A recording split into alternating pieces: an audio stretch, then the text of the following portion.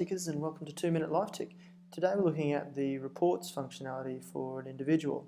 As you can see, it's on the left hand side, and for those on the free version you'll have a limited ability to report, which can be on anything to do with your goals, logins, tasks and so forth. However, for those who are paid users, you get to report on more journal stuff like trackers, which is really beneficial.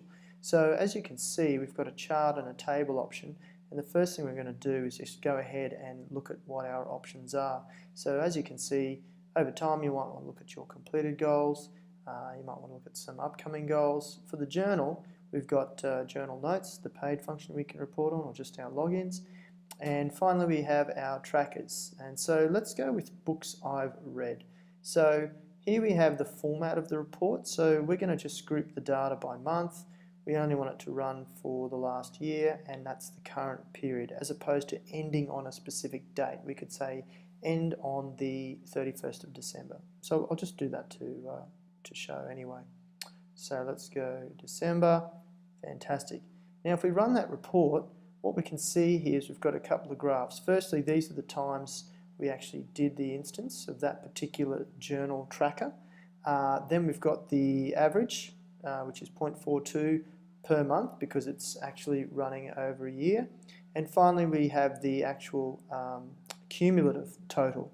So what are these books I've read? If we switch over to the table, we can see that we had A Catcher in the Rye in February, The Life of Pi in April, Great Gatsby and so forth, and that's our view on the journal tracker report. As you can see, if it's a numeric or a financial report, you can actually get totals on that, which might be more beneficial. Finally, it's worth mentioning too that the graph does distinguish between items that should be averaged versus items that should be accumulated. For example, if you're measuring your weight, then that's certainly not going to be a cumulative total for your weight. It's going to be just the average. So you can distinguish for that within your actual journal trackers. And so also you have the ability to export this data as it continues to grow. It might be something you want to put somewhere else or make it more accessible.